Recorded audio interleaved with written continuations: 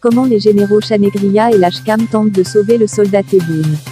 Exclusif, l'Algérie s'apprête à demander des dons à la Chine, l'Arabie Saoudite et aux Émirats. Affaire Al-Marais. Omerta sur le Yémen, le pouvoir ultime pour les Al-Saoud. Algérie-Maroc, le message du général-major Saïd Chanegria à Mohamed VI.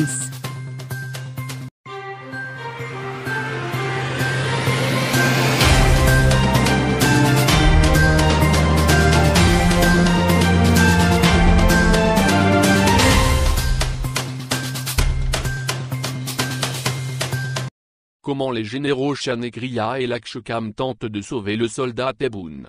Les performances, en tant que président, d'Abdelmodjid Tebboune sont de plus en plus jugées médiocres par certains hauts gradés de l'armée algérienne. C'est pourquoi la décision d'hâter la recomposition au sein de la ANP a été rapidement décidée. Prévue initialement pour le mois de juillet, les nouvelles nominations au sein de l'appareil de l'armée se sont succédé afin de sécuriser les centres du pouvoir par ceux qui avaient pesé de tout leur poids dans le choix d'Abdelmodjid Tebboune. Le mentor du nouveau président, le général-major Abdelkader Lachkam, le tout-puissant chef de département des transmissions, des systèmes d'information et guerre électronique, a su convaincre le chef d'état-major par intérim, le général Saïd Chanegria, de procéder au verrouillage des postes clés au sein de la ANP. Ainsi, le général-major Mohamed Keidi a été nommé patron du très stratégique département emploi-préparation de l'état-major. Un autre poste très important dans l'architecture du renseignement algérien, celui de la direction centrale de la sécurité de l'armée des CSA, elle aussi, connu un changement à sa tête, avec le rappel du général Sid Ali Ould Zmirli qui avait occupé ce poste quelques mois avant d'être viré sur ordre de Gaïd Salah. Dans la foulée, la direction générale de la sécurité intérieure des GSI a été confiée au général Abdelghani Rachdi qui en devient le directeur général adjoint avec de larges prérogatives. Le point commun dans ces nouvelles nominations est que tous leurs titulaires sont réputés être proches du général Lachkam. Une autre nomination a attiré l'attention des observateurs, non par son importance mais par la nature de celui qui en a hérité. Le général-major Ammar Atamnia a pris les fonctions de commandant des forces terrestres, le corps le plus important et le plus riche en hommes et en armement de l'armée nationale populaire. Selon des sources bien informées à Alger, ce général qui entretient de très bonnes relations avec le général Saïd Chanegria, serait pressenti pour occuper le poste de chef d'état-major en remplacement de son ami Chanegria qui pourrait, dans quelques mois, devenir ministre ou vice-ministre de la Défense.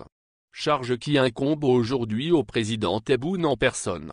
Ce nouveau redéploiement interviendrait pour pallier les carences constatées d'El Mouradia. D'ailleurs, face à la crise du coronavirus, c'est l'armée qui a pris les devants. Le général Saïd Chanegria a tenu lui-même à rassurer les Algériens en se rendant à l'hôpital central de l'armée d'Aïna Hadja Blida, la ville devenue épicentre du Covid-19 en Algérie. Le patron de la ANP commence peu à peu à se glisser dans les habits de son prédécesseur, le général Gaïd Salah. Chose que l'éditorial de la revue et El Jaish a maladroitement essayé de rectifier en expliquant que les mesures décidées par Tebboune ont évité au pays une tragédie. Des mots qui sonnent creux au moment où le pays enregistre déjà plus de 256 décès à cause du virus.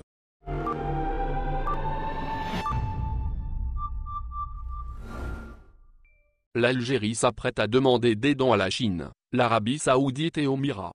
Les autorités algériennes sont en train de finaliser un projet à travers lequel elles vont demander des dons à 3 pays amis. Il s'agit de la Chine, Arabie Saoudite et Émirats Arabes Unis. Au niveau du palais présidentiel d'El Mouradia, des conseillers de Tebboune travaillent sur un nouvel accord cadre de coopération entre l'Algérie et ces 3 pays. Il s'agit d'une sorte d'accord d'amitié qui insiste sur les relations exceptionnelles de l'Algérie avec ces 3 pays clés pour le régime algérien.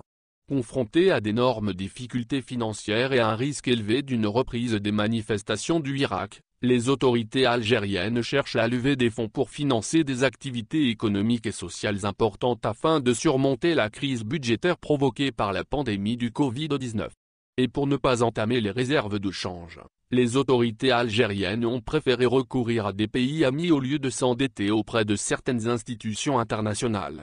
Depuis l'arrivée au pouvoir de Tebboune, ces 3 pays ont promis des aides financières à l'Algérie.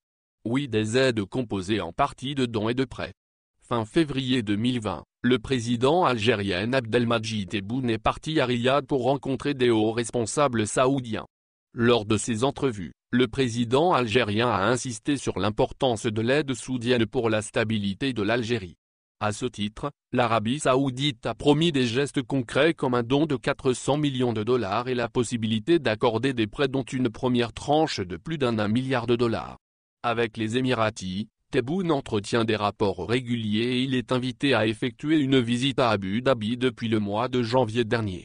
Les Émiratis ont promis également un don de 300 millions de dollars et un prêt de 1,5 milliard de dollars dès cette année 2020. De sa part, la Chine ne veut pas perdre la face et veut s'imposer toujours comme premier partenaire commercial du pays. Et malgré des différends économiques, la Chine a fait savoir au régime algérien qu'elle est prête à débloquer des aides financières qui peuvent aller jusqu'à 5 milliards de dollars d'ici la fin de l'année 2020. Pour l'heure, ces aides restent à l'état de promesse et il faut attendre la conclusion de ces accords d'amitié pour pouvoir espérer leur concrétisation.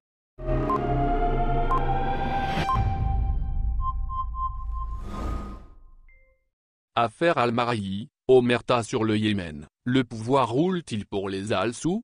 La future implantation du groupe agroalimentaire saoudien Al-Marahi en Algérie, bien que l'Arabie saoudite importe la poudre de lait de pays occidentaux, et le silence complice de l'Algérie sur les crimes contre l'humanité commis par Riyad au Yémen laisse penser que le pouvoir roule pour le régime wahhabite des Al-Sou. Après avoir saboté les producteurs laitiers nationaux, le ministre du Commerce persévère dans sa politique qui consiste à ouvrir les portes de l'investissement aux Saoudiens qui projettent de monter une usine de production de lait destinée à l'exportation. Ce n'est donc pas pour couvrir les besoins nationaux de plus en plus grands pour cette denrée de première nécessité sera produite chez nous, mais pour permettre au groupe saoudien Al-Marahi de développer son business à partir du territoire algérien. La crise du lait, que Kamel Rezig avait promis de régler par l'esbrouf et la menace faute de solutions concrètes. Réunissant les cadres de son département au lendemain de sa prise de fonction, le ministre du Commerce s'est perdu dans des admonestations et des menaces que personne n'avait prises au sérieux, tant les divagations du membre de l'exécutif étaient un coup d'épée dans l'eau.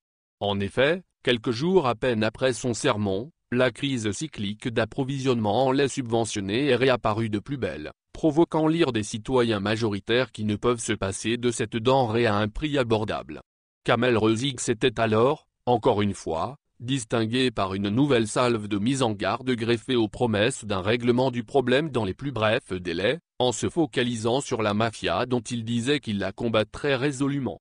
Pour autant, non seulement le ministre Abler n'a rien réglé, mais le pouvoir a surpris tout le monde, quelques jours après le grand bluff du ministre, en annonçant la conclusion d'un accord avec le géant de l'agroalimentaire saoudien Al-Marahi.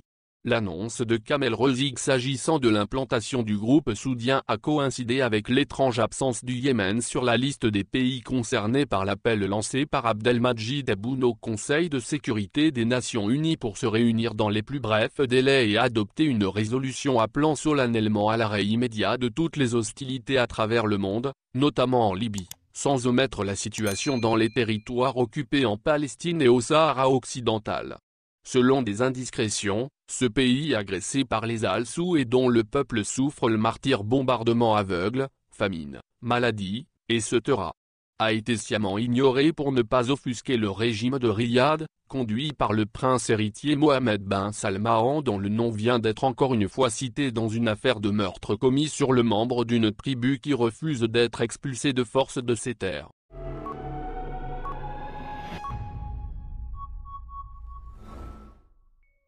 Algérie-Maroc, le message du général-major Saïd Chanegria à Mohamed VI. Le chef de l'état-major de l'ANP Saïd Chanegria n'a pas eu besoin de citer le Maroc pour transmettre un message puissant à ses dirigeants. Notamment le roi Mohamed VI et son ministre des Affaires étrangères, Nasseb Bourita, ce dernier ayant eu un échange discourtois ces derniers jours avec le président algérien Abdelmadjid Tebboune. Sans citer le pays voisin, la visite du général-major Saïd Chanegria à la 3e région militaire est déjà un message en soi. Le patron de l'armée algérienne s'est même offert un discours à l'occasion du 3e jour de sa visite à Béchar, non loin de la frontière algéro-marocaine, selon un communiqué du ministère de la Défense nationale MDN. Un discours d'une grande subtilité mais qui constitue un message d'une grande puissance en direction du Maroc. Saïd Chanegria n'a même pas cité le Maroc dans son intervention. Mais son discours a certainement traversé la frontière ouest quand il a évoqué l'importance vitale de la 3e région militaire, dont la base est à Bécha. Il a en effet mis l'accent sur l'importance vitale que revêt cette région militaire. Chanegria salue le rôle des militaires stationnés à la frontière avec le Maroc. Le royaume de Mohamed VI a certainement reçu le message. D'autant plus que Saïd Chanegria n'a pas manqué d'évoquer les unités implantées à la frontière avec le voisin marocain. Dans cette intervention suivie par les personnels du secteur opérationnel Nord, le chef de l'état-major de l'armée algérienne a également insisté sur le rôle efficace que jouent ces unités implantées le long de la bande frontalière du territoire de compétence, dans la sécurisation du pays contre tous les fléaux et les menaces. Par ailleurs, Saïd Chanegria évoquera la colonisation française pour rappeler, sans citer le Sahara occidental, qu'il existe encore une colonie sur le continent africain. Il rappellera, dans le même sillage, les massacres du 8 mai 1945 que l'Algérie s'apprête à commémorer. Cette mémoire qui demeurera gravée dans les esprits des générations qui se souviendront éternellement des massacres les plus cruels commis contre l'humanité durant le XXe siècle, soulignera le chef de la NP à Bécha. Vif échange entre l'Algérie et le Maroc. Pour rappel, le chef de l'État algérien Abdelmadjid Tebboune a appelé, lundi 4 mai, à l'arrêt des hostilités dans certains pays, citant notamment la Palestine et le Sahara occidental. C'était lors d'une allocution prononcée devant les participants au sommet virtuel des chefs d'État et de gouvernement du mouvement des pays non alignés.